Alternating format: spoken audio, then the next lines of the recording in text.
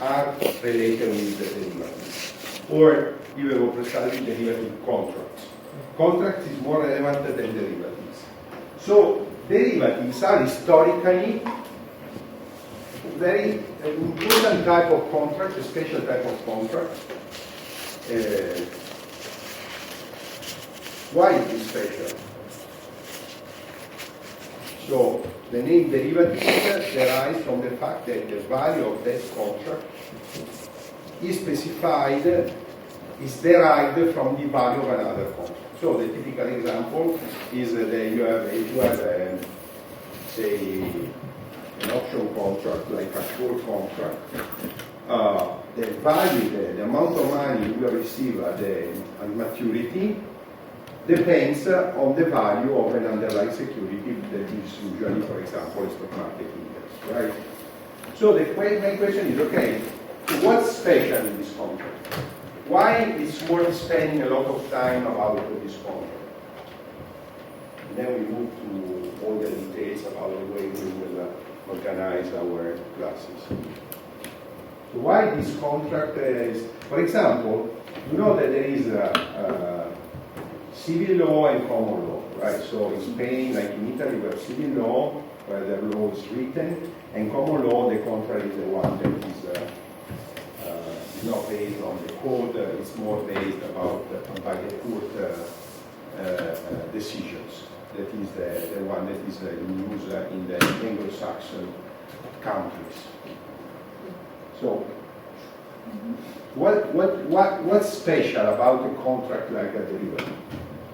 Because you don't have to incur in the issues of buying the complete underlying asset. You're just buying its performance.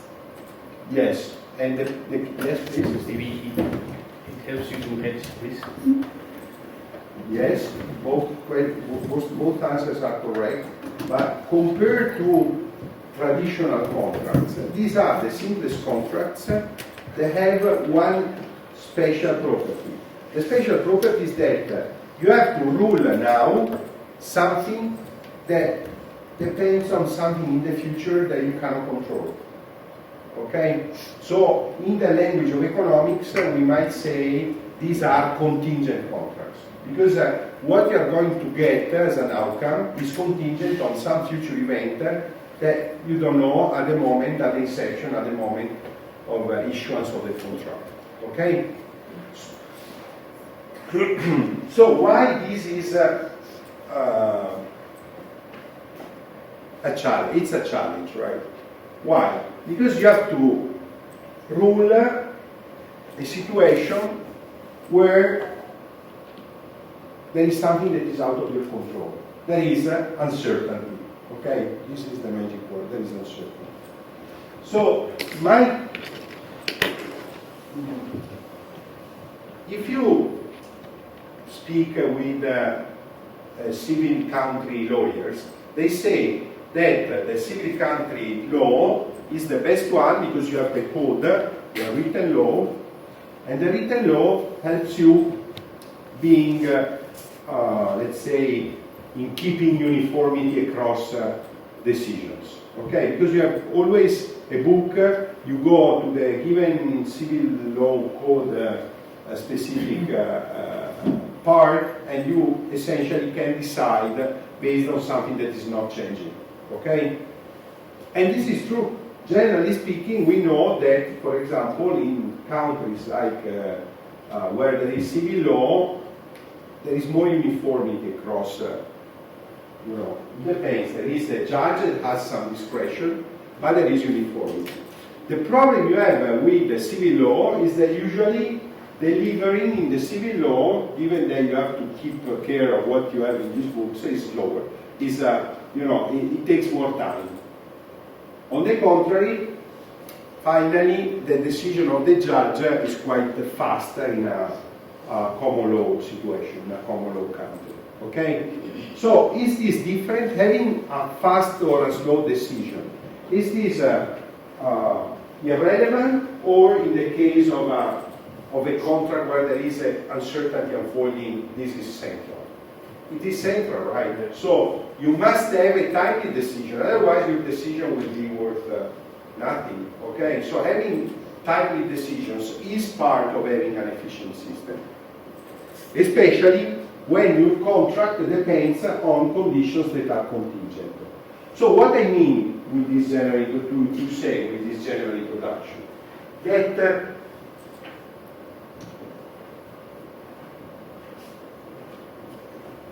if you want, it's from, I think you are already aware of all these contingent contracts, arrow deeper spaces, so you have been dealing with the economics part of these contracts that depend on uncertainty on one side.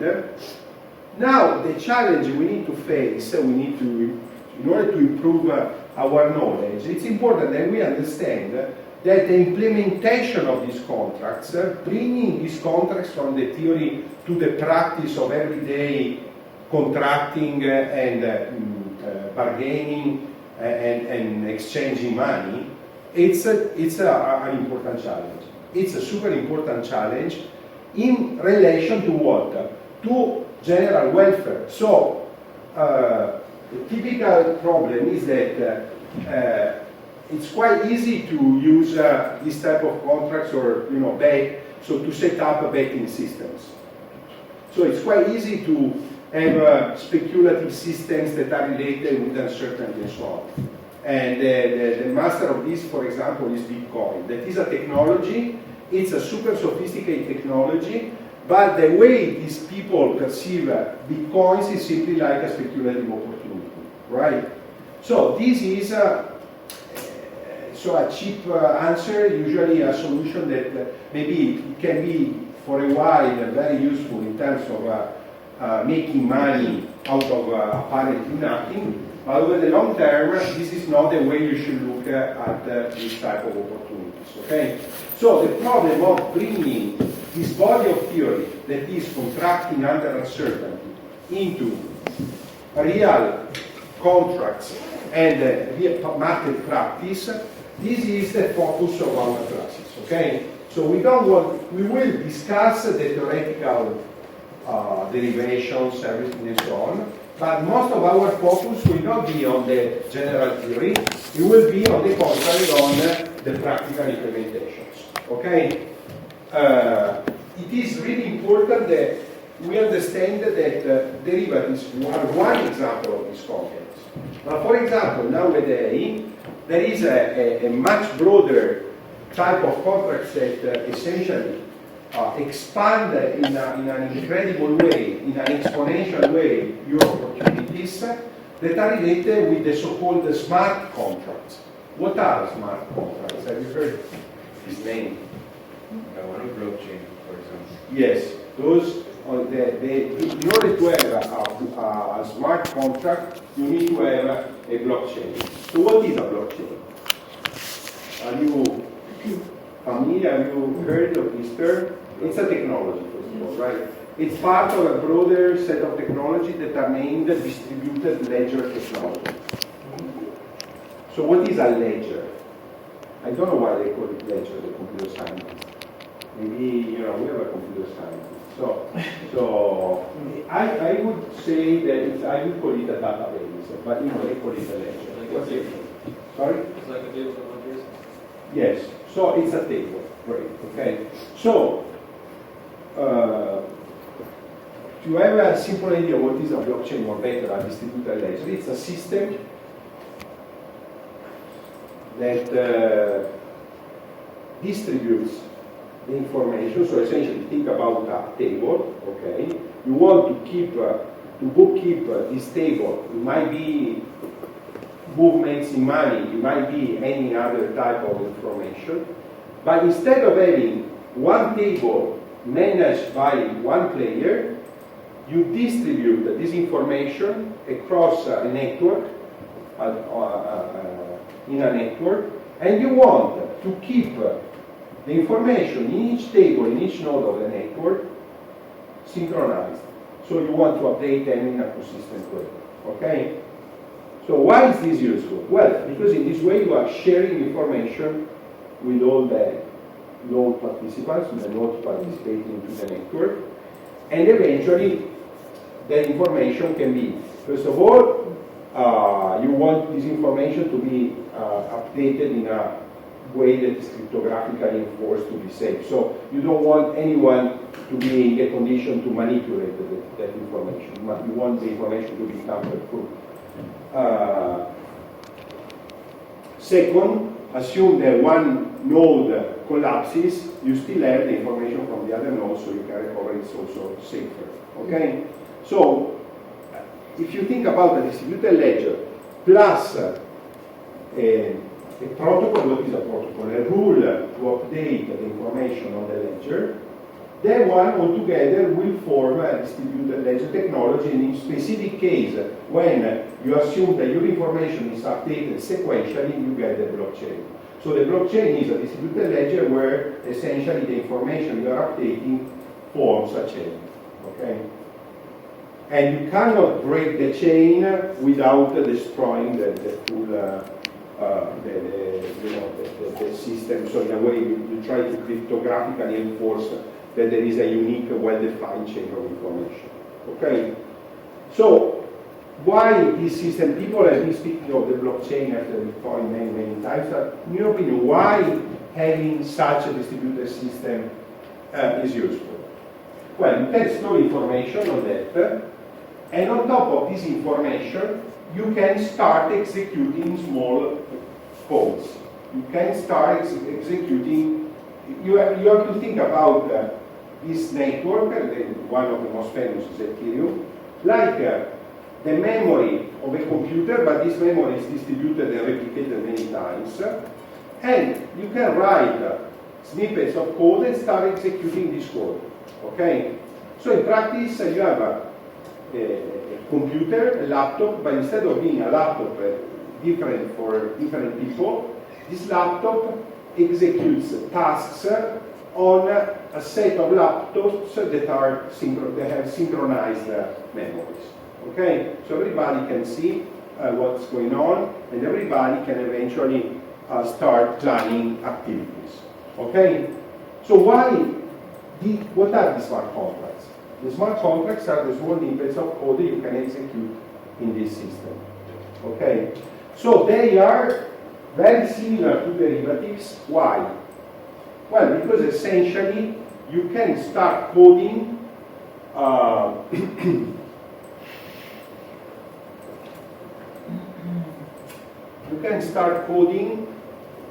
contracts whose payoff depends on the overall state of the network. Okay? So in the case of a derivative, you watch the newspaper, you watch the television, or the Bloomberg screen, and you see what's the valuation of, say, the underlying, and that gives you the value of your derivative. In the case of a smart contract, you see, you get the information from the whole chain about the state of all the nodes, and based on that information, you may, for example, exchange money, pay something, get something. Okay? So it's a sophisticated new way of managing derivative contracts where now the underlying is not a single number or a single index, but it's an information that is shared through this new technology that we call blockchain or distributed ledger. Okay? So, by the way, when you want to start discussing the practice of this contingent contracting, you start from simple contracts, but all the problems that emerge when you deal with the derivative contracts, these are problems that you have to solve each time you want to execute smart contracts on a blockchain, just to make an example. Okay? Then we will discuss contracts mainly on an underlying that is a share of equity of a stock, so it will be a fraction of equity of a corporation that is a typical, a very special type of derivative, the so-called, we will mainly be focused on equity derivatives. There are derivatives on oil, on many commodities. There are other type of derivatives. We will try to understand which are the general rules that you may apply each time you find a new contract. Okay? Very good. So, okay, important topic, the break. So, we assume to have a break at 10, right? So, once we will speak in 2, we'll have a 15 minutes break at 10 or around 10. Is it okay for you? Yes. Okay, very good. Claudio, Yes? regarding the exam date, I was the Yes. one who wrote you the email. So Okay, perfect. So, usually the exam, okay, first of all, you have a mock exam. Thank you, I forgot the most important part. Oh, that's okay. So, you see, you have a mock exam. The mock exam, so this is the old one, but I guess it will be more or less very similar. So the general idea is that the exam is going to be something similar. It's written, but it's going to be similar to a job market interview. So it's something that is where you have some questions and you have to give some answers. It may be more or less quantitative. That's up to you, the answer. So my advice is to keep a sort of intermediate, not only formulas, not only written text, but it's about you, the decision, okay? What is important is that you give a precise answer to these questions. What I'm trying to do when I rewrite this exam is we try to assess your ability to communicate the topics we have been discussing. Why? For the obvious reason that if you have to go for a job market interview or for a CFA exam or something like that, and this is the typical task that you have to accomplish first, right? So you have to be able to show your ability to discuss these topics in a precise way, okay? Or if you want today, the issue is, am I able to run a conversation with ChatGPT about these topics in a precise way? This is a challenge, right? Because if you are not precise, ChatGPT will deliver wrong answers. So the first time in Bocconi we gave the exam saying, so my colleague had a bad idea, suppose it was a bad idea.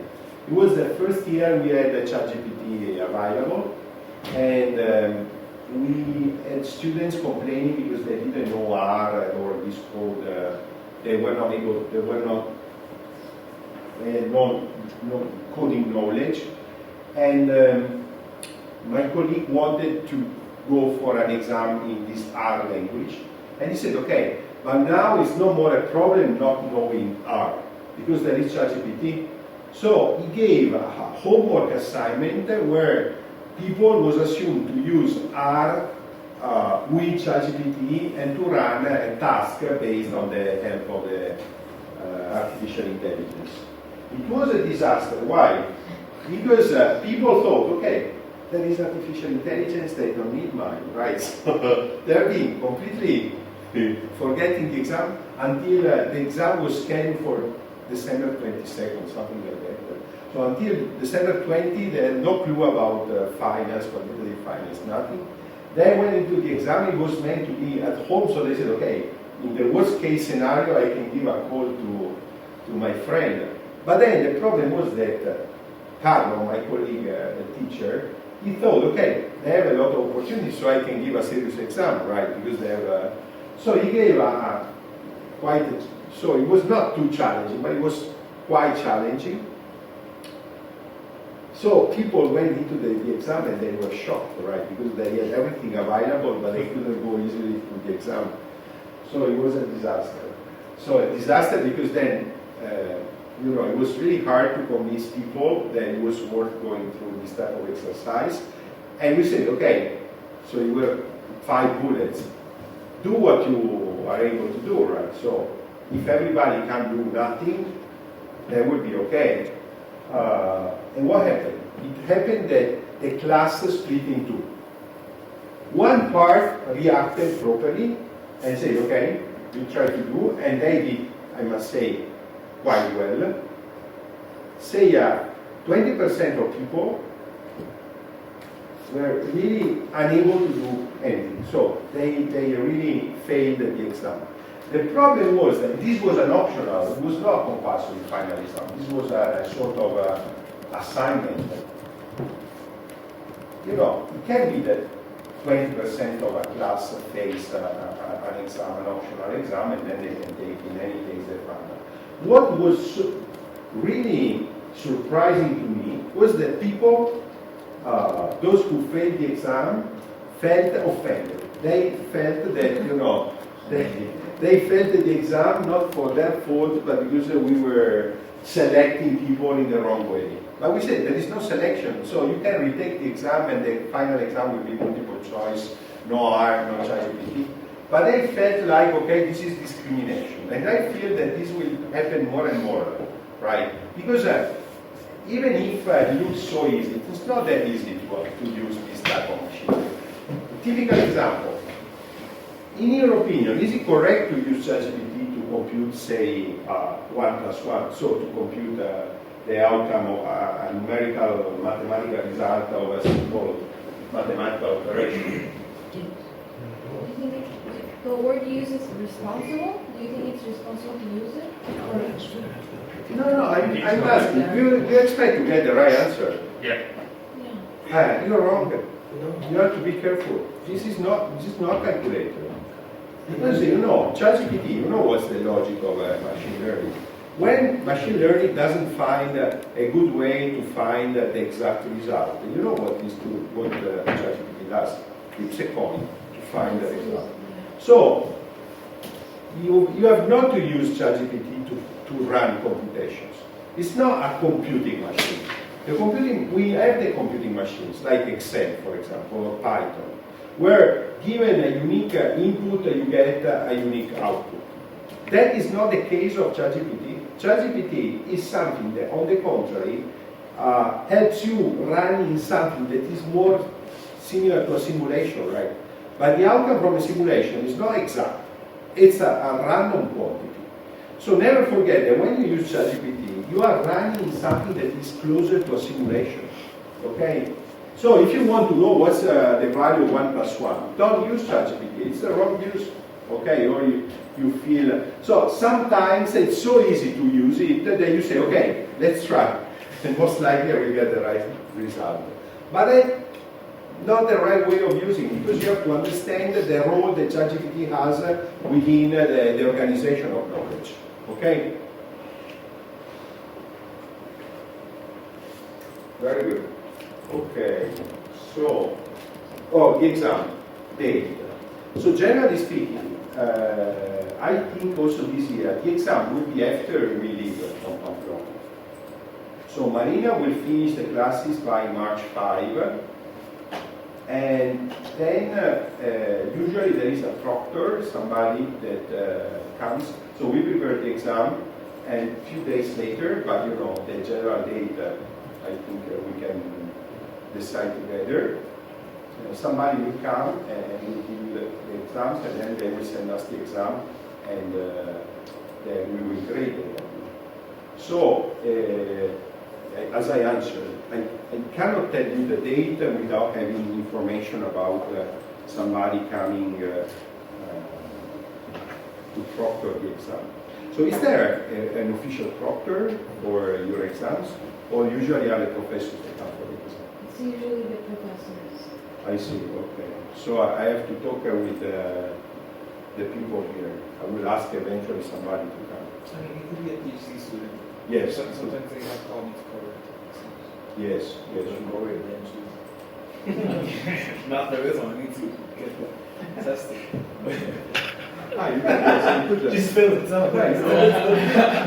I mean, I could supervise and take the test. You know that they discovered there was an editor of a journal that was reviewing his own papers. It was not. I'm not surprised.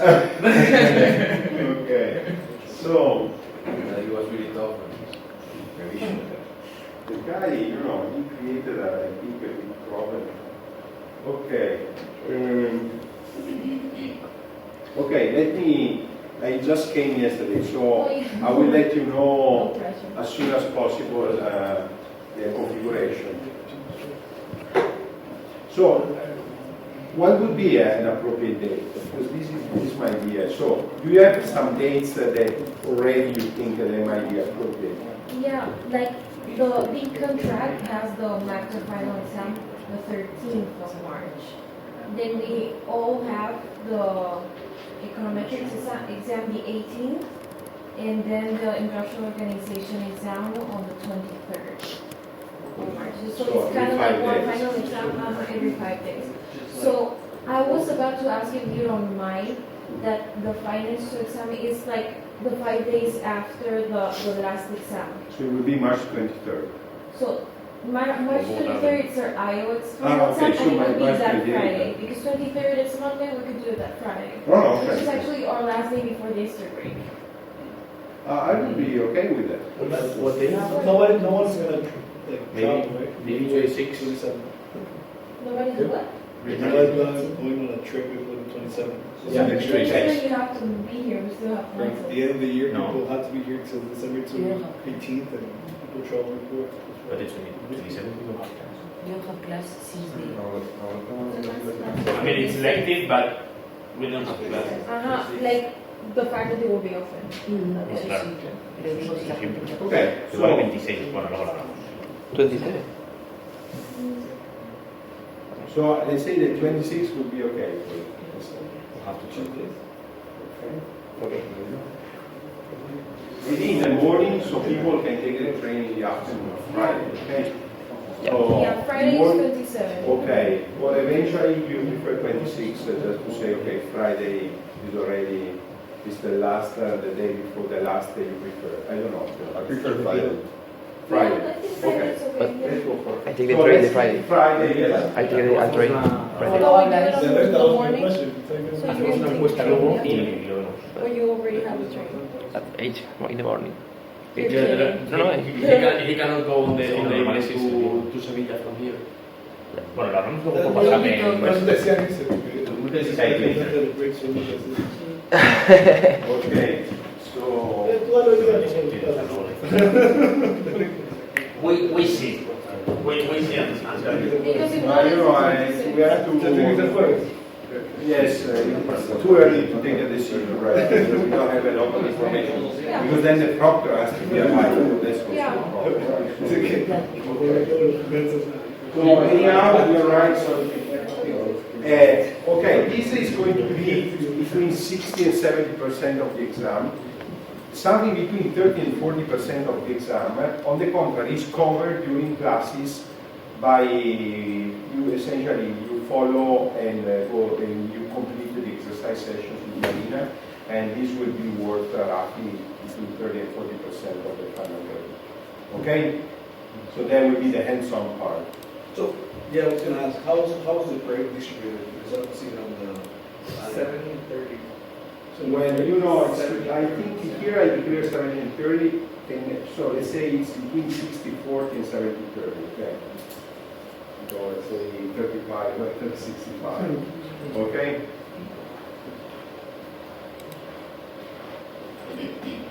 Okay, I can tell you more on this. So, we write the exam in such a way, the final class exam, in such a way that if you went through the hands-on classes, the practical sessions, the final exam should be almost like drafting something you really saw in practice. You followed in practice on the Excel file, okay? So it may change a little bit the taxonomy, so instead of saying oil, you say gold, but everything will go through along the same logic that you have been following going through these Excel files. Okay? So, I want to stress that we are not using Excel because we don't want to use Python or R or more sophisticated things. It's simply because the focus here is not on the technology. It's obvious that there are much better technologies than Excel.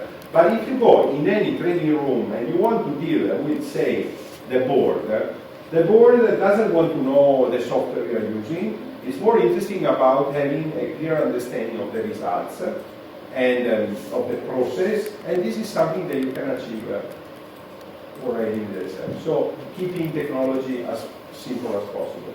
We will have the last class with me will be on the follow-up, nice follow-up technology that is this least square regression that is very useful because it's very powerful. It's mathematically more sophisticated. Then one will be a topic that just might be interesting, but you know, the focus is different. So there will be more about people interested in the financial engineering side. While here, I stress that we are doing full-fledged finance, okay, or financial economics, plus quantitative methods. Because, by the way, when you want to be precise, using math is useful. You know, this is really why I think math is useful. I was really surprised because now there is ChatGPT and all the professors are thinking, okay, how should I run now write new papers exploiting this new technology. There is a professor, he has been visiting for a while at the University of Pamplona. He's a special person, the name is Andrei Schleifer.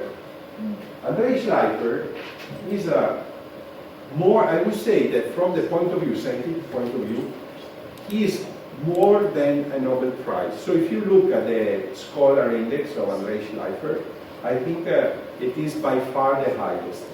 Unfortunately, he is so good that he did also something wrong, and most likely he's not going to get a Nobel Prize ever. Because Andrei Schleifer was a student of Larry Summers at Harvard, and when there was the collapse of the Soviet Union, and he's originally Russian, and he was sent by the US administration. Larry Summers, I think at the time, was the Treasury Minister or something. It's not minister, what to say, the Secretary of Treasury. And he was sent to Russia to create the new financial system in Russia. And you know, there is a Schleifer affair, you can see it on Wikipedia. Apparently, he used some of the information he got for his public appointment for private reasons to make money, apparently. And then, you know, he has no. So, the court ruled that he had no specific, he had no crimes, but the people in the community blamed him for his behavior. And so this is said to be the reason for which such an incredible professor is not getting the Nobel Prize. But anyhow, he's a super smart guy, no question on that. And I was really surprised because if you look at it, he has a very, very recent paper on ChatGPT and machine learning. And he has been using this technology in the opposite way everybody would use it. So instead of using it to have, say, a human explanation of something going on within a complicated mathematical framework and so on, he uses AI as a way to quantify human experiences, human reaction. So as a tool that helps you quantify things, okay, to giving a quantitative description of something that is qualitative. I think he was right, finally, he was right, because if you know a little bit of, is there anybody who has an idea of how this machine learning works? Yes, please. How does machine learning work? Yes. What's the general principle? So, when you write something, what happens? But the evidence Yes. is like predictive probabilistic model, like complete string. It's like they basically complete stories. The basic knowledge they have is like completing stories. You complete story. What do you mean by completing story? You're right. Like, So essentially, what is a story? For example, if you ask ChatGPT to generate a Spider-Man 4 movie, you could grab all the knowledge it has on Marvel movies and probably come up with something exactly the same as, I don't know, the last movie Marvel came up with. No, Yes, but you know, from a practical point of view, what happens when, yes? So it's neural networks. They work with neural networks, and basically, I don't know what I think. ChatGPT and the neural network has all the words on the alphabet, on the vocabulary, and then assigns probability to each So, word. And it, what happens, roughly speaking, is that they take what you wrote and they create. So they essentially use a way to transfer the information that is written in words into a huge vector of numbers. Okay? So essentially, they are moving your knowledge from the spoken language to a mathematical space. Then they analyze the relationship between the vectors in this huge space. Okay? And this is where you say it's a probabilistic forecasting. Essentially, given a sequence of these vectors, they want to forecast the next one. Okay? And forecasting is computing a conditional expectation, right? Or completing the inferring based on the past. So this is the principle, okay? Which is quantifying something that is qualitative, because a speech is qualitative and you are quantifying it within this large space. So, in a way, also our task will be formalizing more and more, moving from, say, general language into working formulas, okay? So when I say working formulas, I mean formulas that are relevant, both from a theoretical point of view, like, I think you already know this no arbitrage principle, these principles, but we want to see how these principles can be deployed in practice. If you are in a trading room, it's 9 o'clock, now it's 9:30, and you want to see how to, say, make money out of nothing, or have a positive P&L before 5 o'clock when you're going home. Okay? So this is going to be one way of understanding our discussion. So,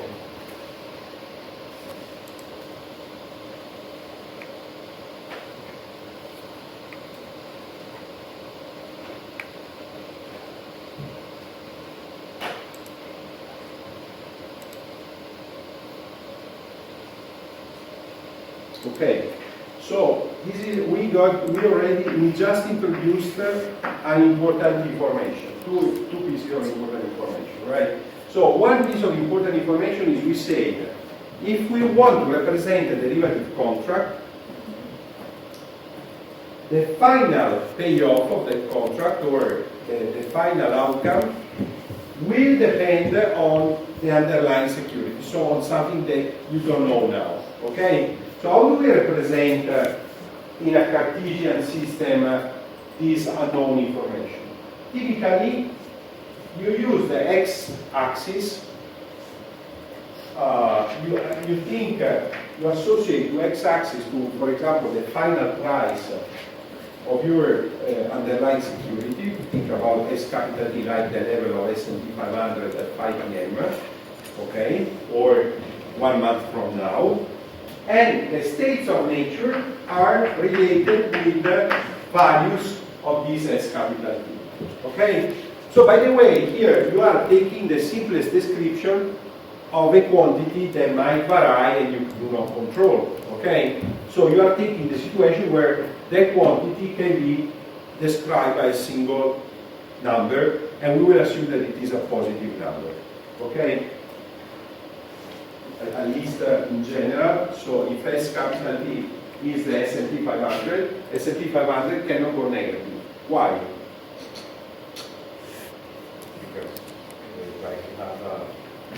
It's a price of a portfolio, punchline, and the price of portfolio can never go negative, of equity can never go negative. Why each individual price of each share cannot go negative? No, that is an implication. So you select a log normal distribution as a potential distribution of prices because you don't want the price to be negative. But why you do not want the price to be negative? So where you see, this is a typical example of a principle. So from a mathematical point of view, everything you said is correct. But mathematics kicks in when you set up a set of general principles, right? So now we are going to discuss the principles. For what reason it's not reasonable to assume that the price of a share of equity goes negative? Yes? Because of limited liability. Great, you're right. This is the principle. Can you tell? So, I don't remember your name, sorry. San. Oh, yes, okay. Because we are a shareholder, you cannot use the amount of money invested in the company. Beautiful, perfect. So this is the principle, okay? You see, it's a legal principle. Why people introduce the limited liability? No, you're not reducing risk. Well, you're almost right. But it's not reducing risk. It's reducing your exposure to risk, right? So the origin of this limited liability comes from essentially the contracts that were being used by, for example, the East India Company or the West India Company, when there was the necessity to move. There was a lot of wealth or opportunities in the colonies, and people in Europe wanted to have them back. But the trip was really, really risky. So, I always remember that. So, there is no Portuguese here. So, have you ever seen a caravel? So, one of the ships that were used by Christopher Columbus to reach the colonies. So, I was really surprised because it's super small, right? So, you would not expect such a small boat to be able to cross the ocean, right? So, the problem was that even if you know, these ships were like spaceships now, so they are risky. There is a big risk that you lose everything, okay? So people thought, okay, so maybe if we want our merchandise back and we want to invest in one of these shippings, it's too risky, too concentrated the risk for an individual to invest in a single shipping. So what you do? You share the risk. This is why it's called a share of equity, right? So you say, okay, we split the risk with the same amount of money. Instead of buying a single shipping, I will buy 1/10 of 10 shippings. In this way, I reduce the risk, okay? So you try to fractionalize the risk by sharing it among a pool of investors, okay? Now, these investors are taking a huge risk because this trip was very risky.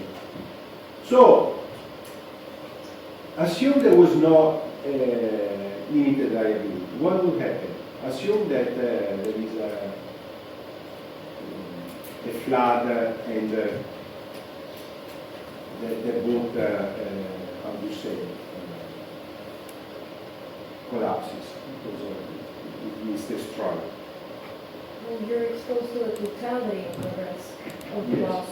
So in line of principle, you might be asked to repay also for the damage of the ship. Okay? So what you want is to be protected. You say, okay, I invest some money for the spaceships. I give some money to Elon Musk for the spaceships, but I want to lose more money than the money I gave originally. Okay? This is the notion of limited liability. Okay? So you don't want to be liable for more than the capital you originally invested. Okay? So there is a nice example of a situation where people thought, okay, limited liability may be a problem. It was for the banking system, I think it was in 17th century. So what happens if you drop the limited liability and you accept that the price might go negative? Well, you're going to lose more than you invested. Yes, in case, for example, you go to buy a share of equity of a bank and the bank starts losing money, you as a personal investor are required to repay for the debt of the bank. for the money that people are losing investing in this bank. So your incentive to take risk or to choosing a manager that takes risk is much lower, right? Why? Because there is the risk of the loss. So having limited liability, it means you bound from below the minimum price of the underlying, the minimum price of a share of equity. In this way, you have a push to take risk. You are promoting the so-called risk-taking activity. Is it important to take risk? So is it something bad or good to take the risk? It depends, but generally speaking, then you need people taking risk, right? So we may not like Elon Musk as a person, but we must admit that he is delivering a lot of technology that is very useful, right? So why he's delivering? Because he's taking heavy risk, and there are investors that take risk by buying the shares of Tesla. What's the name of the company? Tesla, right? Very good. So this is, you see, even selecting as a minimum price as equals 0 requires a principle, a legal principle. The enforcement of the legal liability requires also another legal construction. What is this legal construction? You want to disentangle, to keep separate the personhood of the investors from the personhood of the company. Okay? So the company is a corporation, means that the company is incorporated. It takes its own legal subjectivity, so there is a subject name company, and this helps separating the destiny, the outcome for the company from the outcome for the individual investors. Okay? So this is not always the case. As you may know, most of the small medium enterprises that are 99% of all the companies over there, they are not separating the risk of the owner from the risk of the company. Okay? So this makes a big difference. Okay? So if I say, okay, upon default, I'm not only losing the money in the corporation, I'm also losing my personal money. This on one side is reassuring people willing to invest, but on the other side is bringing myself in a very bad condition, right? So in the modern markets, you separate. So you want people to take more risk, so equity is more relevant.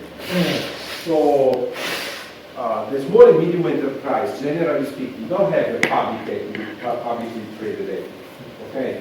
They have this private equity owned usually by a family of owners. Okay? And this is the typical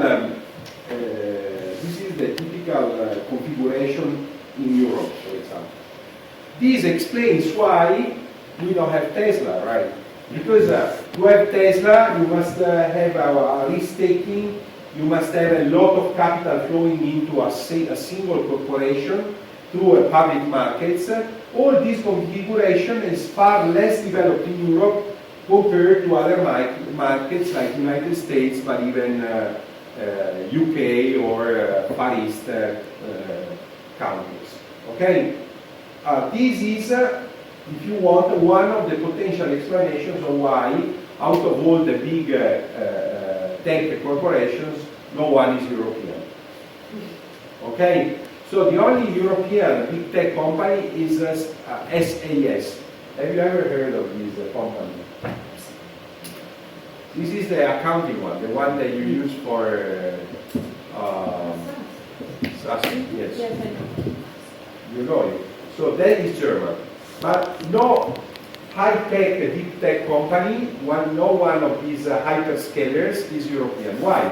Most likely because we don't have a great tradition in delegating the management of the company to somebody that is different from the owner. This has the disadvantage that you are delegating. So in a way you have less ability to influence the future of your company. But it has the upside that the future of the company and the future of the owner are separate. Okay? So the owner may become much richer or much poorer, but this will not affect, hopefully, the way the company is run. Okay?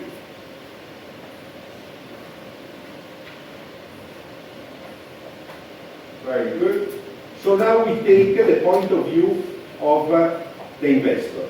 So we think we are investing, and my question is, okay, at the end of the day, so how do you manage the accounting of our financial operation?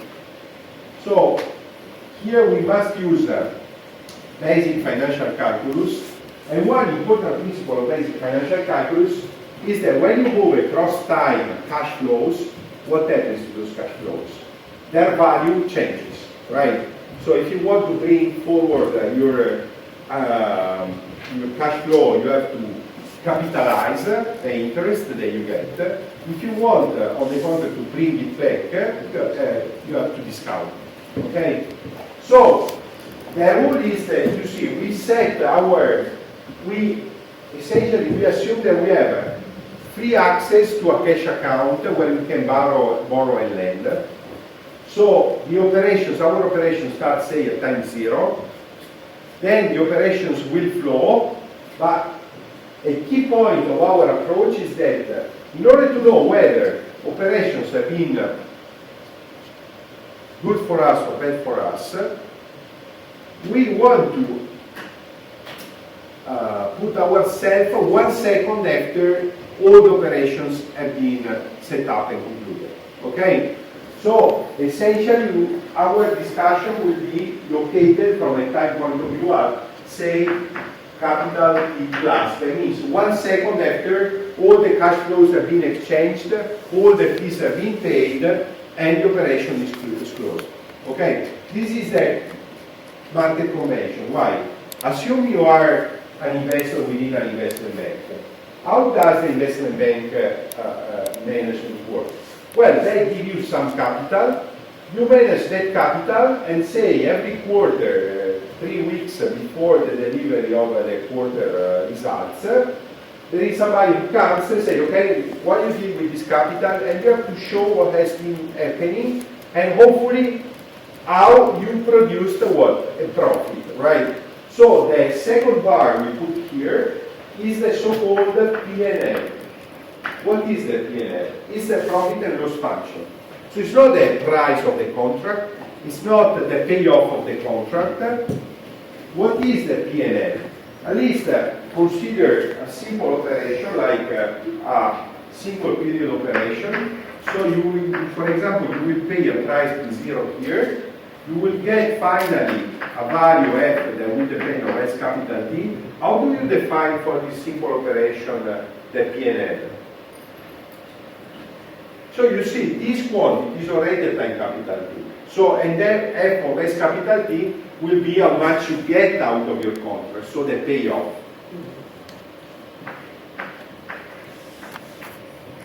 So you're going to build an expected value based on all the states of nature? For now, no. I'm simply valuing one state of nature by one state of nature. So if you want here, I can put omega, okay?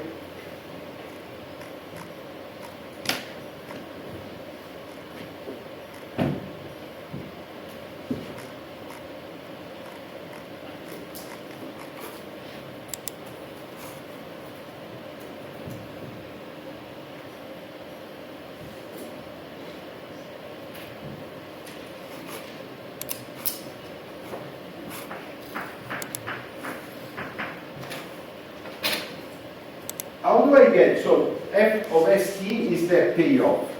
We will see how to specify the payoff. How do I get the P&L from a payoff?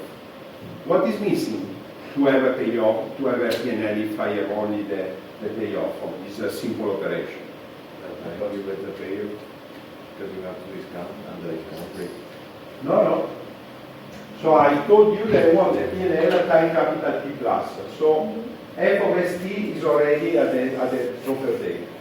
But what you miss if you only know what you get at time F capital T and it is F of S capital T? What are you missing? The initial. Your cost, right? So how do you compute how do you add the cost here? For the contract, You know that by the contract is telling you that you pay P0 for that contract. You have the right to receive our capital good. How do you compute you capitalize, correct? Christel. So Christel suggests you capitalize. So you have to take P0, then you capitalize at the risk-free, because you assume that P0 is an amount of money you want to use the risk-free rate to capitalize, and then you take it out, like that, right? Because this is a cost. So this difference is the object that you call the P&L time capital Q. Okay? So when you look at the accounting statements of an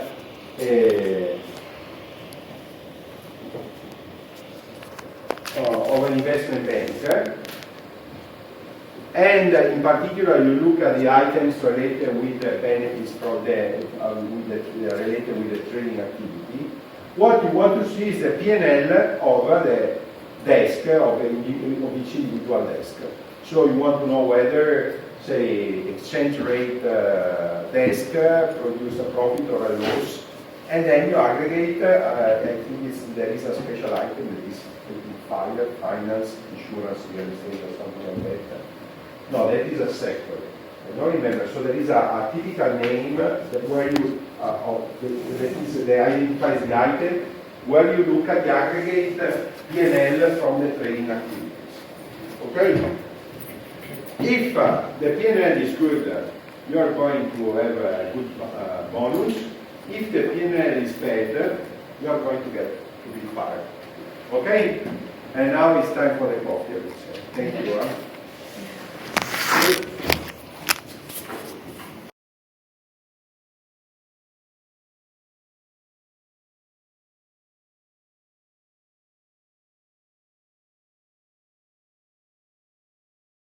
How can you do so? ESG, going to ESG, to Kenan. Okay, now I can remember it.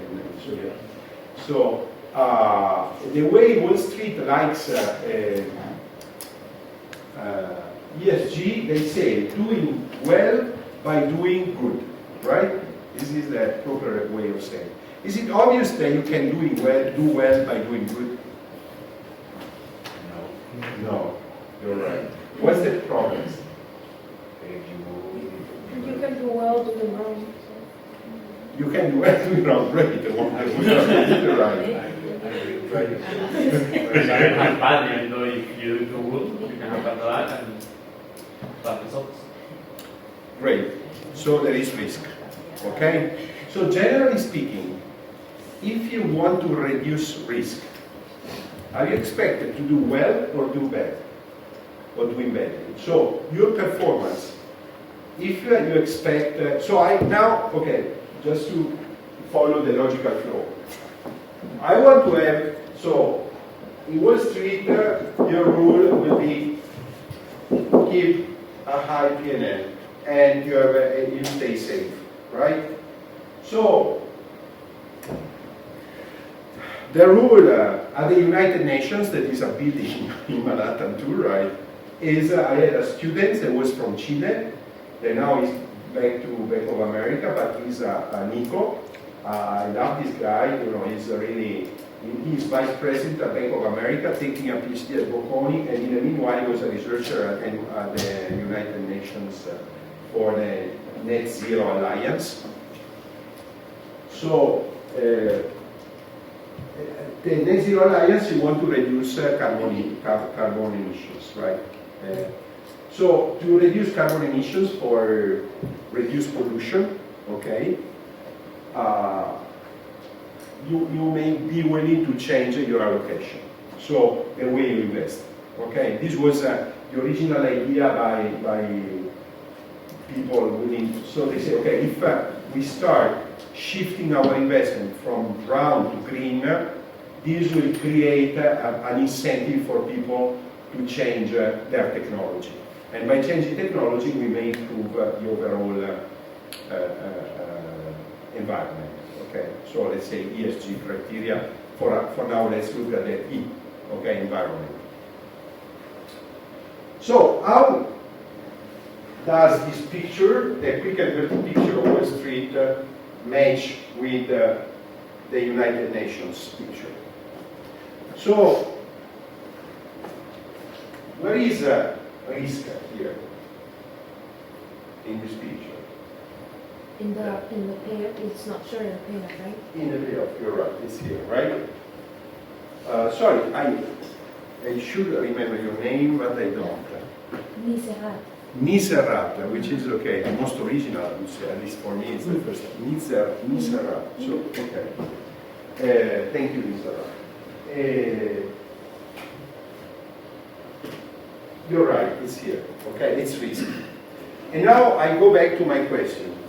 So generally speaking, if you want to reduce the risk, like for example, reducing carbon emissions and reducing the risk of floods, do you expect a profit or a loss?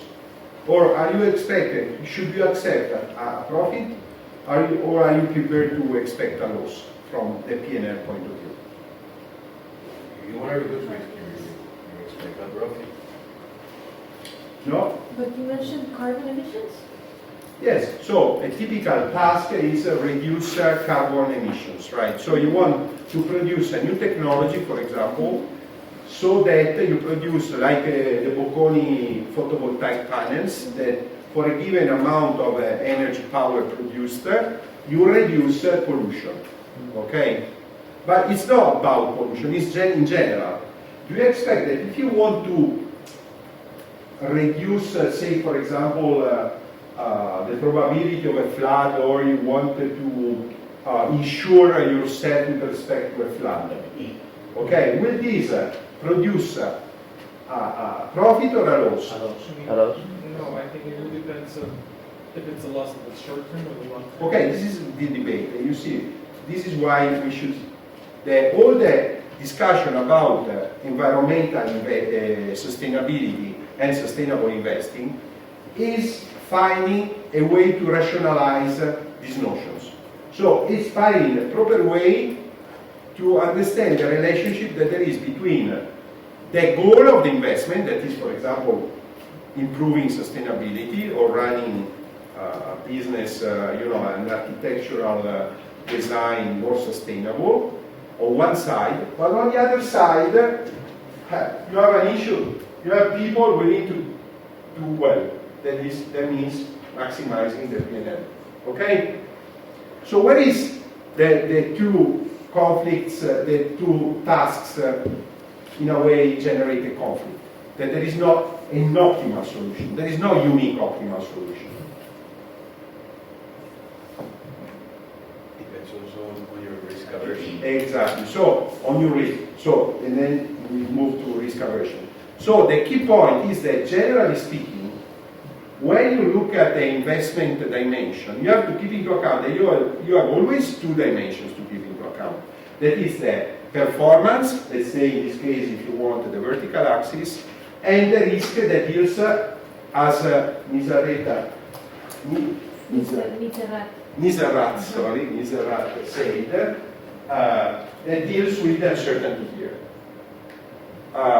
As you know from basic finance, what happens? That the best solution will be always a trade-off between increasing your performance and bounding your risk. Okay? So do not forget that as a general rule, we are in a different context, but the logic of a capital asset pricing model of general equilibrium will work. Okay? Now, going back to sustainability. If you want to reduce your risk, you have to accept that you are going to sacrifice your performance. That means that you have to accept some loss. Okay? So this is a general principle of finance, that if you want to improve, reduce your risk, means insuring yourself. For example, buying an insurance contract. You know that now in Europe there is this ETS. What is energy trading system? Yes. So these are carbon allowances. So essentially, you know that if you want to produce energy you will produce carbon emissions. So eventually, you don't have a technology to lower the carbon emissions, but you want to share the risk coming from these carbon emissions, and you start trading the carbon emissions. Okay? What does mean trading the carbon emissions? It means that there is exchange of carbon emissions between people that have different needs in terms of producing energy, consuming energy. For example, I was mentioning Bocconi is carbon negative. What does carbon negative means? It means that Bocconi is producing less carbon emissions compared to the energies that Bocconi is producing, compared to the standard value. Okay, it's essentially it's absorbing carbon. Okay, so Bocconi line of principle can sell at a price the insurance with respect to the carbon emissions that Bocconi is selling. Okay, to somebody who is producing more than expected. Okay, by the way, this will be expensive for people buying the carbon emissions, but in this way you create incentives in sharing optimally the risk coming from environmental risks. Okay? So, by the way, here we don't have an explicit representation of the risk-return trade-offs that emerge. But we have always to keep in mind, when you look at the P&L, the P&L is a dimension, but obviously if you increase risk, and you take a good risk, you are expected, on average, to have a higher profit. But this is not the end of the story, because you have always a trade-off, right? You are willing to trade off the risk with the return, okay? So this is going to be the logic we are going to use. When I say the logic, this deals with, let's say, now the theory you have been dealing with. So, what I'm going to do now, I'm going to forget everything you covered in Finance 1, okay? So, for a while, I will not be going back to CAPM or to these type of theories. I will simply go through the simple-minded trader approach to trading and capital markets. Okay? At some point, we have to be back, but what I'm simply anticipating is that even if we take this simple-minded approach, at some point we are going to converge to the same type of conclusions. Okay? But we will do it by taking the naive point of view of somebody that is simply willing to trade to make money. Okay?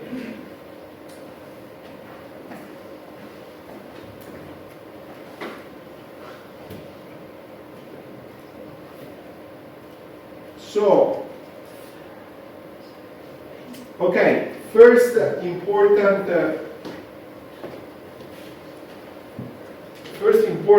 remark is infrastructure. So, what is infrastructure? So, if you want to drive, if you want to go from Madrid to Pamplona, that is not that easy, right? That's a problem that we share, I guess, with many of you. So, you need a good infrastructure. So, for example, I must say, the airport infrastructure I find nice, but apparently it's too expensive because there are only a couple of flights per day, so 3 flights per day, okay?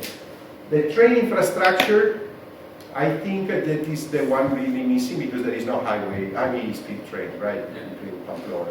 I would support for high-speed high-speed train in between. That would simplify our life, right? Yeah, we would reach. Half of the roads already all the railway is already constructed. So it's in progress. No, it's the route Madrid-Zaragoza. It will just have. I didn't know that. Okay. Then during COVID we came by car. It was a nice experience, but it takes quite a while, right? 4 hours. But it was, I enjoyed. So these are physical infrastructure. Then there are energy infrastructure, power, or telecom infrastructure. For example, I must say, I'm really fascinated by, I came here, you have 4G, 5G technology for the telephone, I work much better here than in Rome. In Rome, out of Rome where I live, the telecom infrastructure is terrible. Okay? So, capital markets, stock exchanges are also infrastructures. Or I should say, there are many different layers of infrastructure. Lowest layer for financial exchanges is money. Money is infrastructure. Okay? Why I'm mentioning this infrastructure? Because I've been spending half of the year last year at the ECB working on a new infrastructure that is being brought to Europe, hopefully, if the Parliament will deliver, that is the digital euro infrastructure. Okay? So, moving value is an infrastructure that is physical, like the banknotes or the digital infrastructure if you move money through the banking system. But on top of that, you have legal infrastructure. Okay? Do not forget that if you want to have finance working, you need rules, say, for example, limited liability, subjective personhood, legal personhood, working properly. I always mention my experience, so people might wonder why London and New York capital markets are more developed than the Milan or the Madrid capital market. Well, there are historical reasons, but if you go punchline, you will realize that the legal infrastructure, the ability to deliver decisions of the legal infrastructure in these big centers is much higher. Okay, I was really impressed because I was ticketed in New York, and I was convinced that the ticket, Marina was convinced that the ticket was not appropriate because there was no information about the parking, what do you say, the parking permission. So apparently it was permitted to park, but we were fine. That happens in a So, but what it was surprising is that we got the ticket and we went, and there was a person saying, okay, you think it's not you?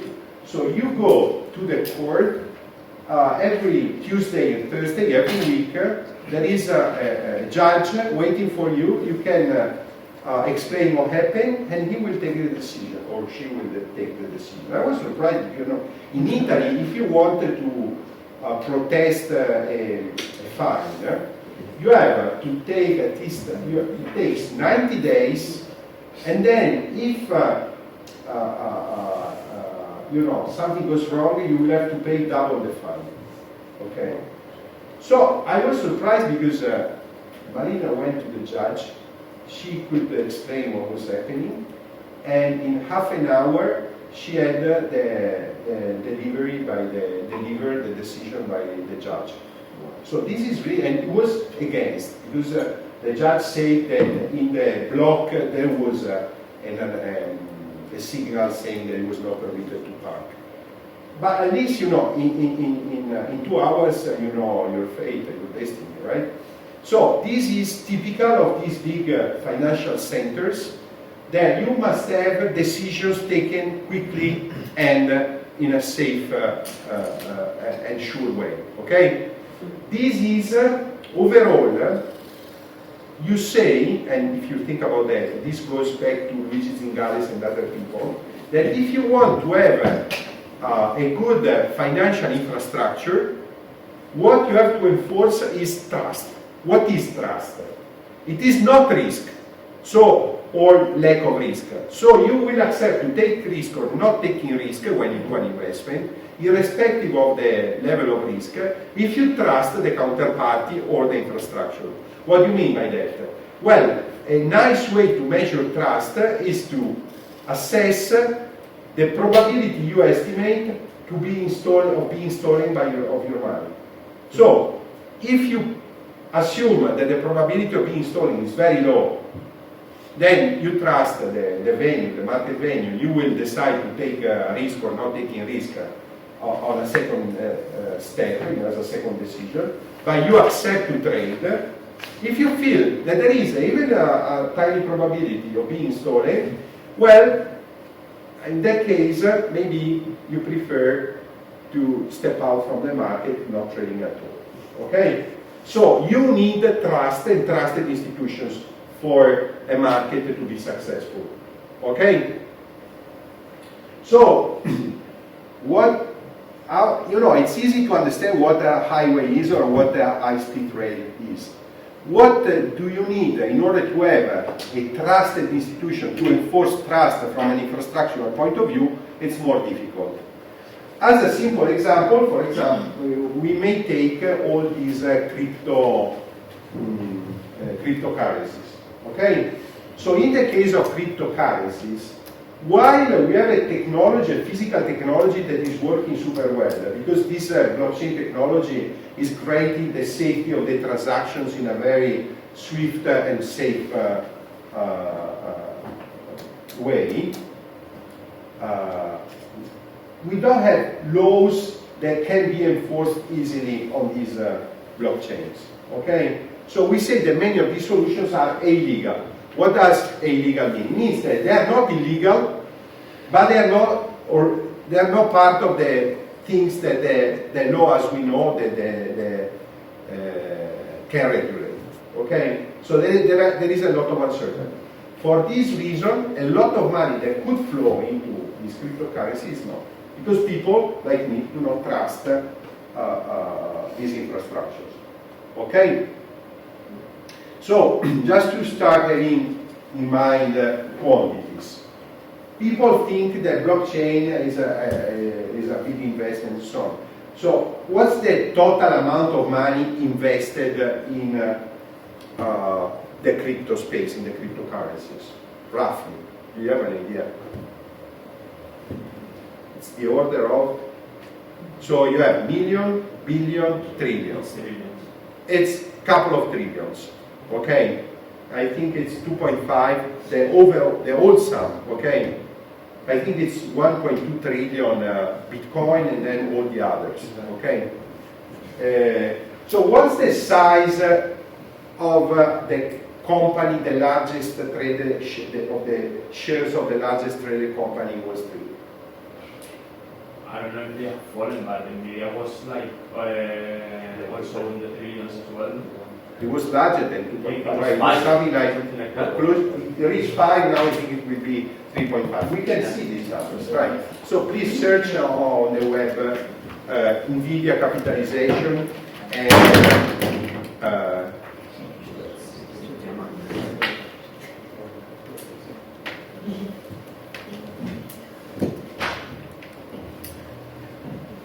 Yeah, $4.6 trillion. NVIDIA. Yeah. Yes. Now, total cryptocurrencies capitalization, or you can go to Coinbase.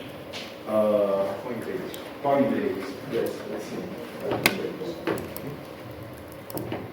I don't invest in crypto, but I keep looking at the. No, I think now it might be. 1.6 trillion. Yes, I think that overall it's 2 point something. Sorry? 1.3 trillion for Bitcoin, 0.2 trillion for Ethereum, and for example, BNB, 0.08 trillion. Okay. So, what I mean by that is that even if people consider Bitcoin a large investment, it's not that large because compared to Wall Street, right? Because a single security in Wall Street is worth the whole, more than the whole crypto space investment. Okay? So if you were to consider the relationship, the size of the whole, so people speak of cryptocurrencies, but is a Bitcoin really a currency? So what is a currency? A new exchange. It has to have 3 properties, right? It has to be mean of exchange, Unit of account? unit of account, and An accepted source, like uh, value, no? Like store of value. Okay, so store of value, unit of exchange, and mean of payment. Well, yeah. But because it complies with the real thing. No, No. No, it's not a unit of account. because it has too much volatility to be a unit of account. So, you know, it depends on, is it the case that you are using as a unit of account something that today you pay a coffee 1 Bitcoin, say 0.001 Bitcoin, and tomorrow 0.001 Bitcoin in dollars is half the value. So it's too volatile to be a currency, right? So it can be an investment, but very risky indeed. While on the contrary, you think about a currency like something that you know is very, very close to being zero interest rate and zero volatility. So we're countries have high inflation, like Venezuela, like Singapore, You're right. ago, You're right. where you, like, I remember a story they take like today, a piece of bread was, I don't remember, like $1, and the next day was $20, and the next day was $40. That's exactly. In fact, you see that Bitcoin and then now different currencies, so-called stable coins, are used as means of payments mostly only on those countries where the original currency is weak, it's too volatile, it has problems because of the inflation and so on. But for us, then we have euro or dollars, it makes no sense as a means of payment. So I was going to ask, those are my following questions for the stable coins. That one will fulfill those three questions, Yes. those three principles, Yes. right? Yes. It's ways to, like, basically. Well, yes, it's tailored to have a stable value in relation to a real currency, to a legal tender currency, right? Because the difference between a dollar and a stable coin dollar is that only the legal dollar, the real dollar has the so-called legal tender. It means that it is legally enforced by a state, by an authority. Okay? So the lowest level, you see, the lowest, assume you land in an island, you have to start setting up. This is what, for example, Schleifer was doing in Russia. The first layer of the infrastructure you need to start running finance is a payment system and a currency that is working properly. Okay? We can see, this is my friend Nicola Limodio, he's an expert of finance for developing countries, that this layer is not always the case, is not always guaranteed in many, many countries, right?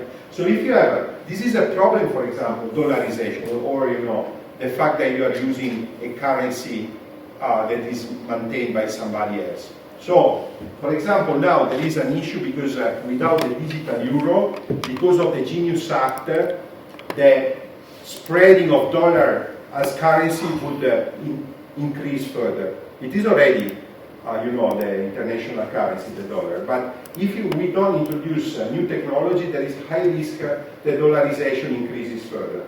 Why we call it a risk for Europe? What's the problem you have if you are in Europe? You are producing using euro, but then you have to sell using dollars. There is a risk, right? Because essentially there are fluctuations in the interest rate, in the exchange rate, that might go against you simply because somebody else feels bad. If there is a crisis in New York, this will hit your ability to collect money from selling products. Okay? Yes. If you live in Europe, that's a cost for you because you have to make, I see many people don't take into account that you trade in dollars, but then you have to do the exchange rate. You have to take into account the exchange rate in which you convert your dollars to euros. And that's a possible cost. It's you know, in general, but if the money, if your system is, so consider that if you pay in euro, so euro is a European area, is broad, so you can insure by trading inside, so the problem with the tariffs is limited, right? Because essentially, in any case, you have a broad market and internal market. Assume you were a producer that has only external market. Then you would be completely exposed to the risk of the exchange rate, coming from the exchange rate, okay? So this is the lowest layer. On top of this layer, you have the legal infrastructure. It means you must have a legal system enforcing contracts. Once you have a legal system in the condition to enforce contract, an efficient payment system, you can start thinking about financial exchanges. Okay? So by the way, in a market you can exchange many goods. It may be that you exchange fruit, right? Vegetables. It may be that you exchange financial contracts. So what's the difference between a financial contract and a commodity or a good? The goods are real. The financial asset, it's a contract, it's not, you know? It's a contract, yes. So in addition of being a contract, it's a special type of contract. Yeah. So generally speaking, when you buy a share of equity, what's the difference? You know that in the discussion with the SEC in New York, in US, there was a debate about Bitcoin, Ethereum, and the other altcoins, the other coins, whether these coins were securities or commodities. So what's the difference between a security and a commodity? So between a share of equity of a company and some gold, some quantity of gold.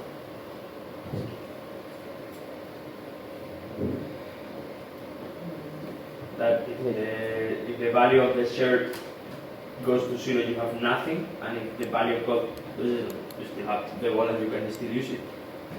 Well, okay, you say that the nature of the good is different. Well, yes and no, meaning that the share of equity, it's true that being equity might go to zero, but generally speaking, you know the size of the debt when you buy, and then you know that the company has assets. So at least you know, it will be more volatile, but you have an idea of the. So it's not a Bitcoin, buying a share, it's not like buying a Bitcoin, because you have the balance sheet of the company backing the equity, right? But what's the most important difference between gold? So gold, if you buy gold and you delegate somebody to manage your gold, your physical gold, there is no risk that this guy manipulates your gold, right? As soon as the guy stores the gold in such a way that the gold remains safely held, protected, right? So the value of gold is associated to the market fluctuations for the commodity value, right? So it's something that is independent from the company that stores your personal gold, okay? On the contrary, think about equity, the security. In that case, when you buy a share of equity, you are accepting to delegate the management of the future activities run by the company to the managers that manage the company, to the board, okay?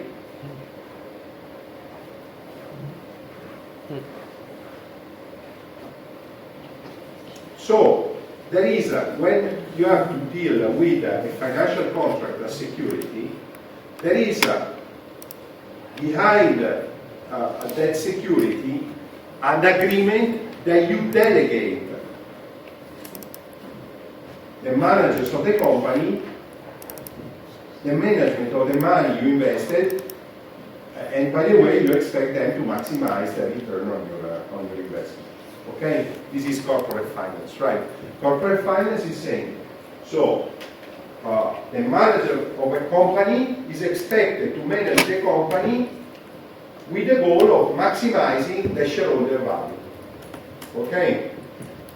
So, why it is important to know that there is this additional delegation step?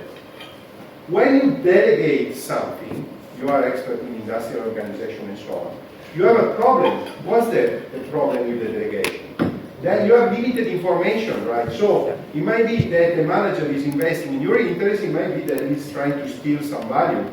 Okay? What improves the quality of your investment and the quality of your delegation is information. The more information, the lower the risk that there is a manipulation. Okay? So, this is the role of the Security Exchange Commission, of the commission that controls this delegation. So, for example, if you go for public trading of equity, you are required to deliver on a quarterly basis accounting statements that explain to your investors what's going on. Okay? So, I was reading yesterday, you know that now many of these activities, credit, equity, they are moving from public to private. And the Financial Times writer was saying something I completely share. They say, what's the problem with this private investment, private credit, and so on? That being private, you don't see every day the variation in the value, right? So you feel, okay, it's safe. But that's not safe, it's simply missing information. So behind that safe number that is consistent and constant, say over a quarter, you are simply hiding a lot of movement that in a public market would immediately show up, helping you in taking timely decisions. Okay? So, also, the informational value of a market is important. So what I mean is that when there is a public market, the quality of information for you to take a decision will improve. Okay? So, a market is not only an exchange infrastructure, it means it's not only the place where you exchange goods, it's also a place where information shows up. To give you a practical example, you know that until at least 2 or 3 years ago, there were two companies. There were London Stock Exchange, there was the company owning, having the ownership of the London Stock Exchange, and there was Thomson Reuters. There was an information provider. Okay, so essentially Thomson Reuters was like Bloomberg. They were selling information to those willing to trade. When you trade, you want to have as much information as you can, right? In order to trade in a timely way any information. So the two companies merged, and now you have simply London Stock Exchange Group. So I don't know whether you have access, but if you want to have financial information about prices and so on, you have to request for access this LSEG, London Stock Exchange Group. Why? Which was the motivation to merge these two companies, the London Stock Exchange and Thomson Reuters. Well, if you think about the information that is the product delivered by Thomson Reuters, there was the level of prices, the indexing, that information is naturally produced by people trading. People trade, each time they trade, they produce a price. If you take that price and you publish the price, there will be an information for people willing to trade further. Okay?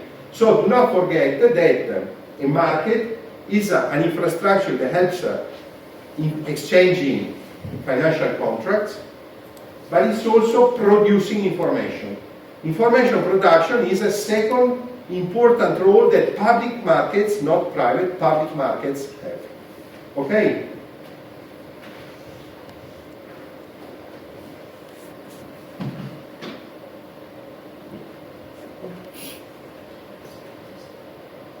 And with that, I think we have concluded the general introduction on capital markets. Okay?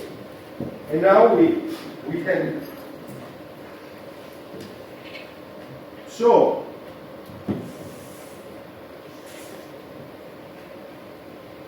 the first type of contracts we are going to analyze, these type of contracts are forwards and futures. Okay? I would say that this is by far the simplest type of contract, but it's simple but not that simple. So you have to be careful because after many years, after writing to ECB, I understand that these forward contracts may be really, really dangerous if you manage them in a naive way. So, what is a forward contract? Are you aware? So, can you? Well, a forward contract is signed by parties who want to hedge the risk on the price of the commodities you're going to exchange. Mostly forward contracts are cleared out in clearinghouses, so they don't really trade the commodities. They're just like not speculating, but they're securing a profit on the prices. So, for example, forward contracts are signed over trigo. ¿Cómo se dice trigo? agree With, yes, okay, yes. like on So on commodity, commodities. yes. Uh-huh. So, first of all, it is a forward or a future, there are agreements, right? And what's the key information about the agreement? You're gonna set the price, you're gonna trade the commodity in the future. You are gonna buy or sell the commodity at a future point in time, right? So it's an agreement among two counterparties about a price that is not going to be a price today, but a price at a future maturity. That will be the maturity of the forward and future contract, at which you accept to exchange. So if you want, it's the simplest contract where you agree to do something in the future. Okay, so it's what you call a term contract. Okay? So now we set our term to capital T. What's the difference between a forward and a future? So Futures are standardized. They are extensions. It's like it's already pre-agreed. This is what it's going to be. But forwards are more flexible. You can edit the terms of the contract. No, you cannot. So what's the difference? The difference is that while a future is exchange traded, so you are never exchanging with a counterpart. You were saying instead of edit, you customize and then you set it as it is. Oh, this is, you're right, it is more customizable. But why? well, because like forwards are contracts that both parties agree outside and it's So exchange. usually forwards are traded out of the publicly traded venue. There is no central clearing. It's over the counter. This is right. So you simply take the phone, you call your counterpart and you say, do you agree to exchange at that condition over that period and so on? Okay? So as you say, it's perfectly customizable for the simple reason that you can change the conditions very easily. Because there is no standardization. Okay? Now, because of the lack of standardization, what's the other side of the problem? So you are increasing the risk. Why? Because you don't have, say, a daily reevaluation of your contract. You don't know, and you are not even sure that you can go, when you decide, you can go and you can sell or buy your contract. Because everything will go through out of the, over the counter, right?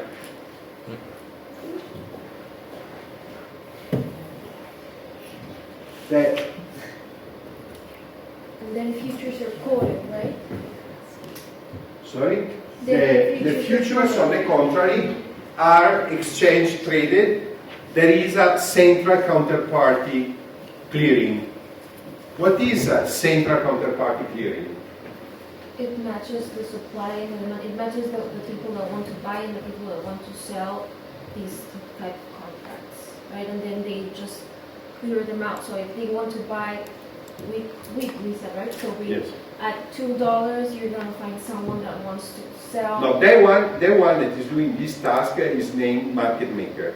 Mhm.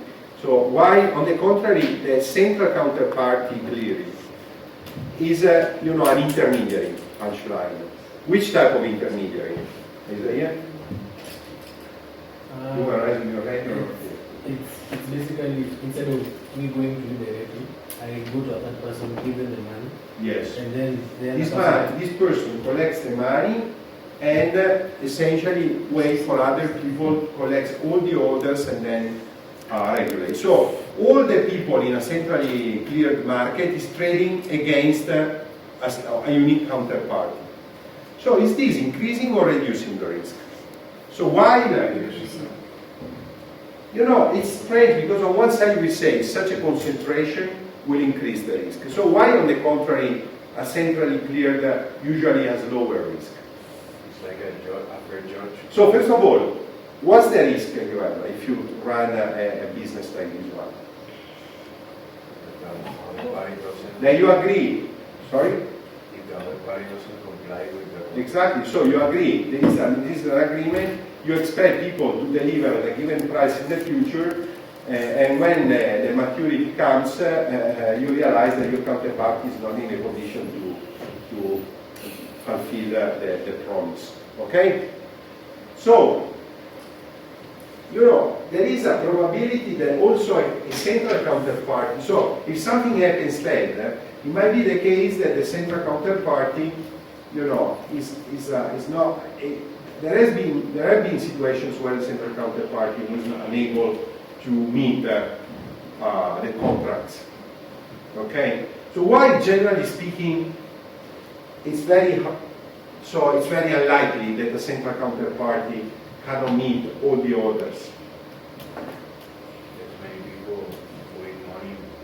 So what is doing the central counterparty to ensure the system with respect to this risk?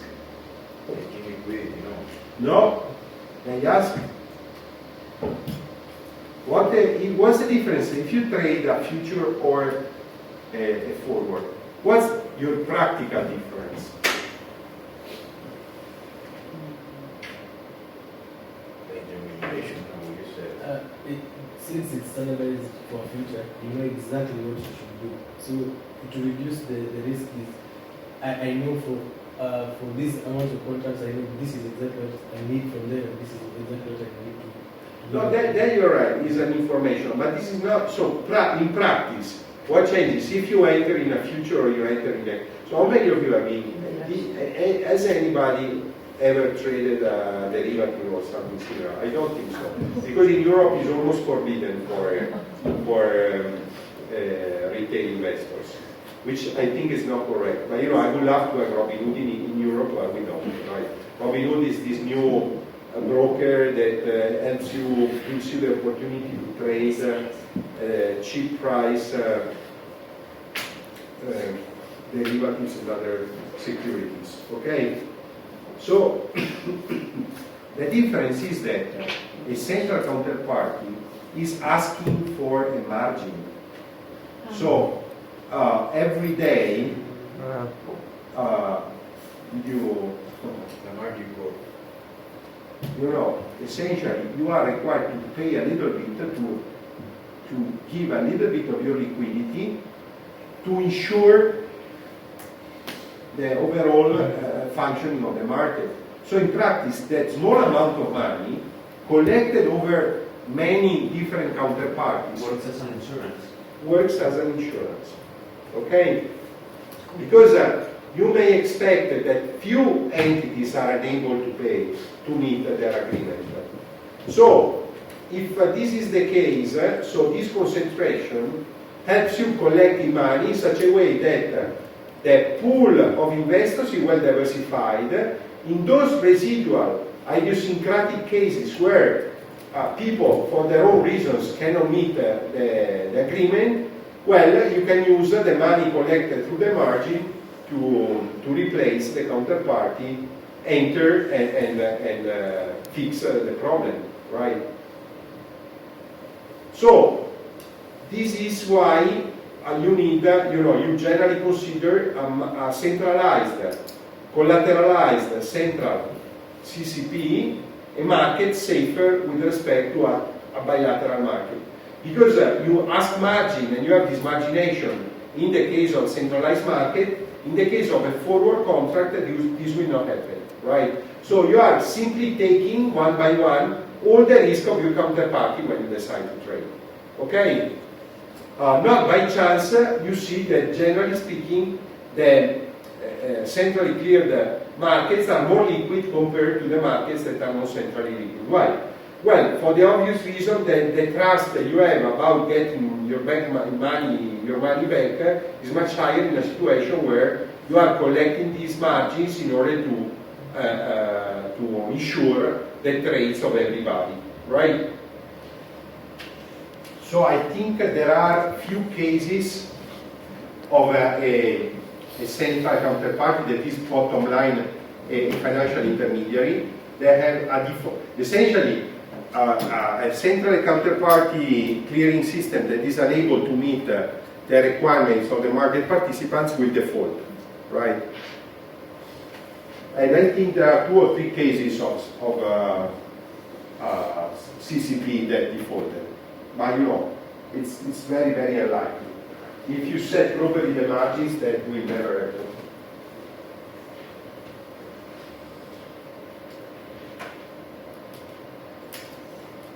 Okay, so let's start.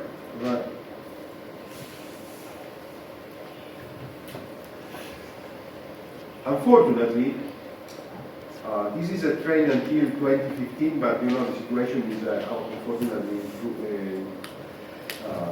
worsening. That if you compare public versus private markets, there is a constant shift toward the private markets, unfortunately, right? So, the cost of compliance that are, when you move to the public market, preparing the accounting statements every quarter will be a cost for the company. So you have access to a venue where you have more information, potentially more investors, but you pay more. This is, people are less and less willing to go, okay, to pay this cost of compliance to stay within these public markets. One example is OpenAI. OpenAI is not a public company, right? It's a privately held. So if you want to invest in OpenAI, you have to search for a good paying banker.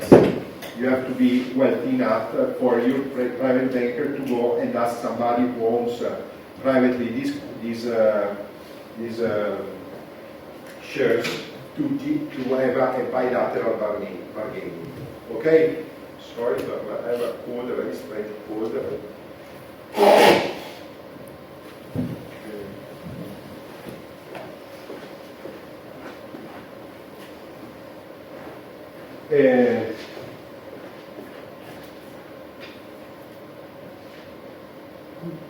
So maybe you can ask the ChatGPT the relative size today of private versus public markets. I think it doesn't prove the difference, unfortunately. Yeah, like companies are shifting to private equity, right? Because like the Economist, I don't know if it was the LSE podcast or the Economist that like came up with this episode explaining why people shouldn't freak out about companies shifting to private equity because it seems like a big deal. Yes, unfortunately. Okay, so this is providing corporations incentives to stay or to move to public. It's a sort of public policy issue. We take for given that we have private and public venues. For us, it won't make a big difference. If you want, this is a major pitfall. This is what I'm writing now in a paper for coming paper for the ECB.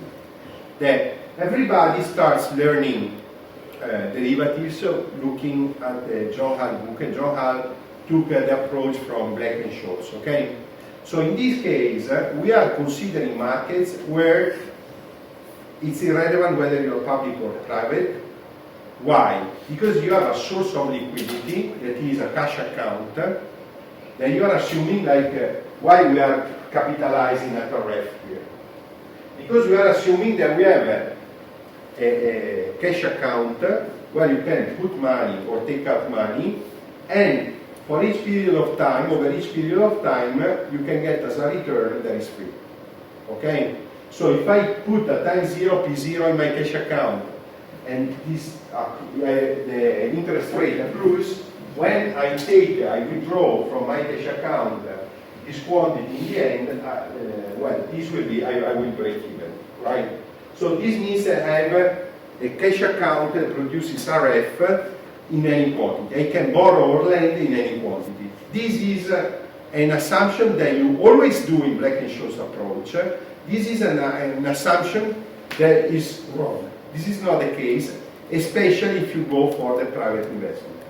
Okay? So if you go for the private investment, you must have cash, a substantial amount of cash, produced by your firm, by your corporation, owned internally in your corporation, to meet all the fluctuations that eventually will take place.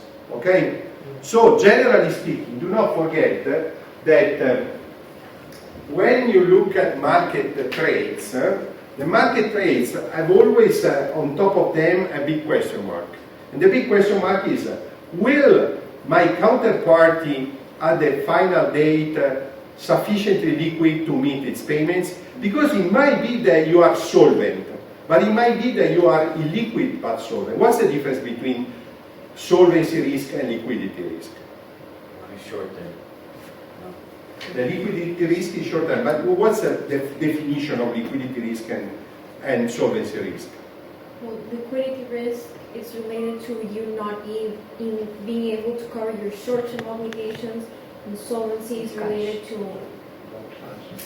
Well, somebody said cash and it's right. So in practice, you are right. Short-term obligation means that you must have money to be put on the table to meet today your required payment. Okay?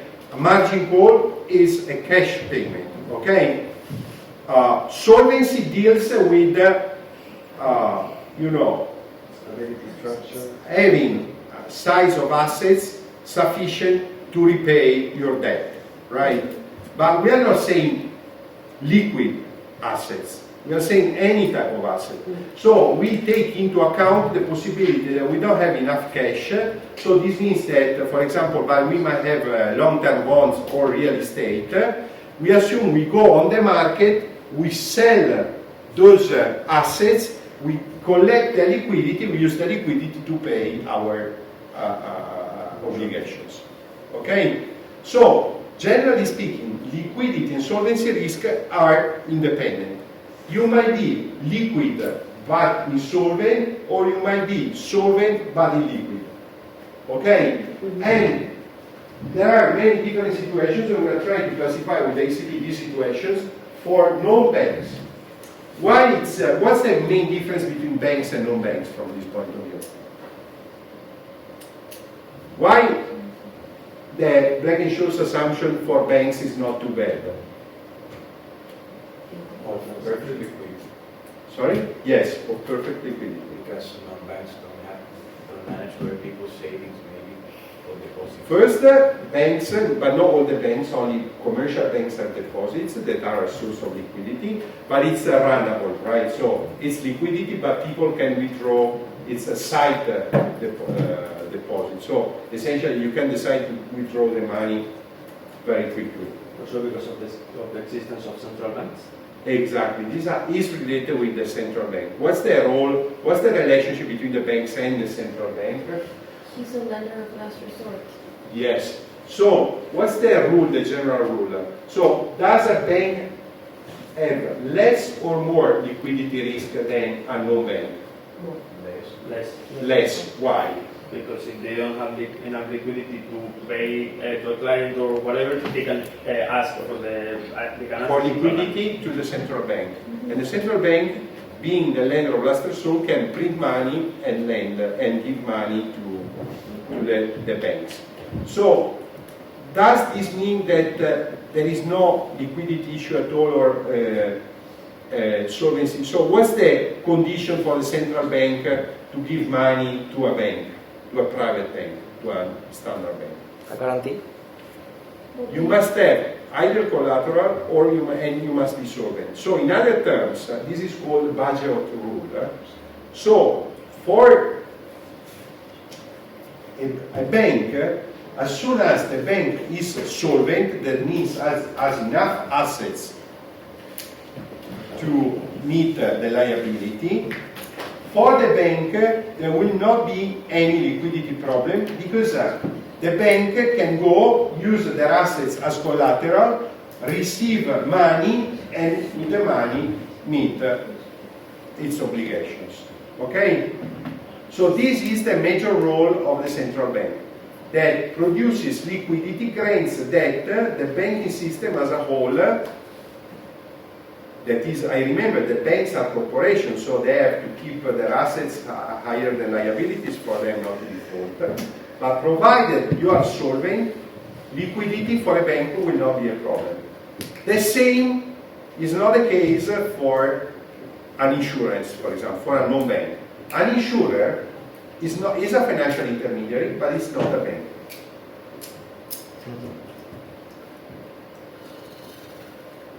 So liquidity may be an issue for an insurer.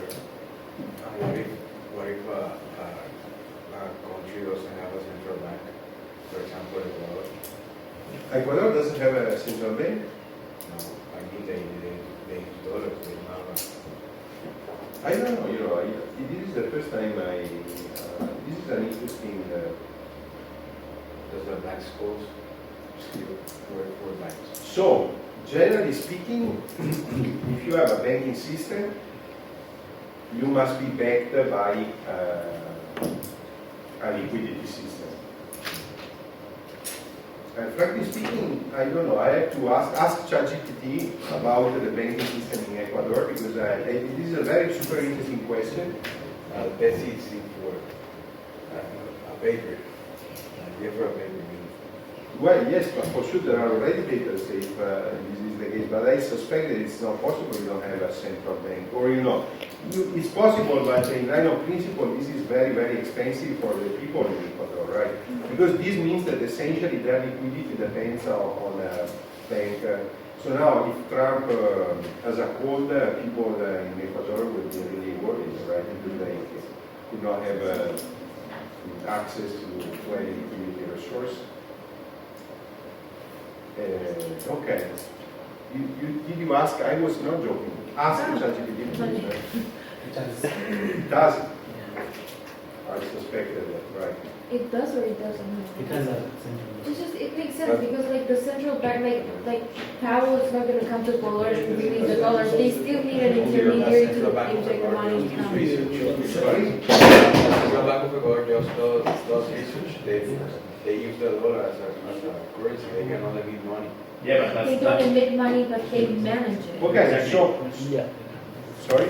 I was going to say that, for example, happens with countries whose currency is completely pegged to the dollar. For example, Saudi Arabia, Yes. the real is pegged to the dollar. It's 375 reals per dollar, no matter what. So, this is the economics of the dollar. So there are the swap lines. So what you are saying is, is related with the problem that given that the international currency, reference currency is the dollar, you may say that the liquidity that in the last ultimate analysis you need is liquidity in dollars. So you might be super liquid in your own country in currency, but if your own currency is like the peso, it's not very useful, there will not be a great relief.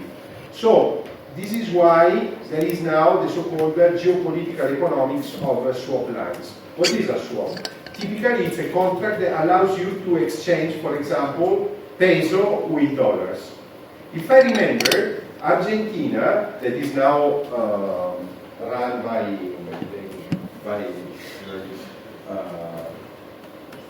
Afuera, what's the name of Afuera? Like the motosierra. Yes. Javier Milei was close to defaulting again. They were in serious troubles. And how the Trump administration helped Argentina? They established swap lines. What is a swap? It's a contract where you exchange a currency exchange swap. You exchange peso for dollars. By simply granting the possibility to exchange, the US administration secured for now the Milei and the economics of the Argentina economy. Okay? So, did they do that because it was economically sound or simply because they wanted to keep in power Milei? We don't know. But this is the case, right? So essentially, even exchanging liquidity in peso for liquidity in dollars is relevant. Yes? What happens there? I don't know. Okay, very good. So,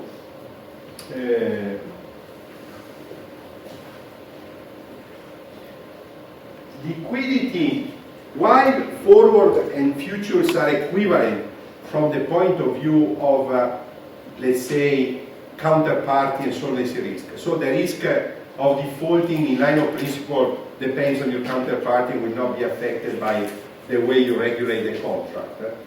The liquidity demand by a future and the liquidity demand by a forward are completely different. Why?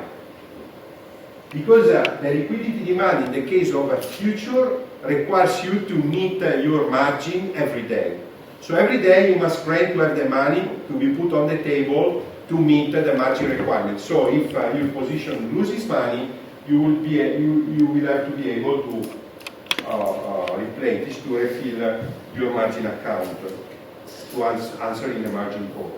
On the contrary, for a forward, everything will go well until the maturity, and then at maturity, big surprise. If you are lucky, your counterparty will meet the obligation and will repay if you have to be repaid, or you will repay if you have to pay. If one of the two parties, of the two counterparties, is illiquid, doesn't have the money to repay, or is insolvent, doesn't have the assets, in that case, you will go into a default state, you will go into troubles. Okay? That would be counterparty risk, bro. The forward contract has liquidity and counterparty risk as a higher counterparty risk and say final liquidity risk. The liquidity absorption by the future, on the contrary, is higher every day. Okay, because every day you are required to regulate the position. So it's a trade-off between counterparty and liquidity risk. In other words. Yes, this is the effective problem you have to solve when you have to decide whether to go for a derivative, and in particular to decide whether you want to go for a forward or for a future. If you are safe that you have cash every day, for example, I realized I met in Frankfurt a guy coming from Argentina.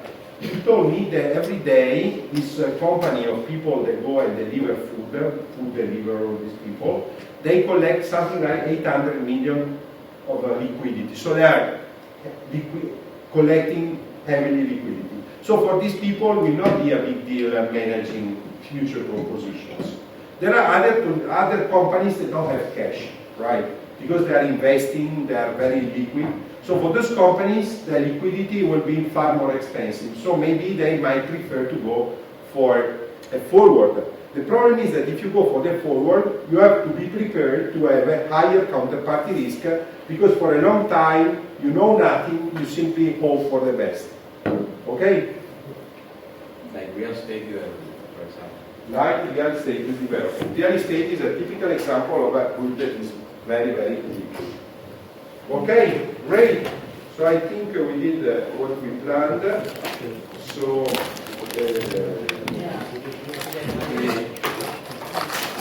have a nice follow-up. We are meeting tomorrow at 8:30, right? Very good.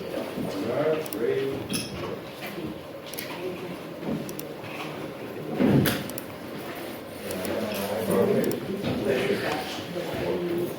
See you tomorrow.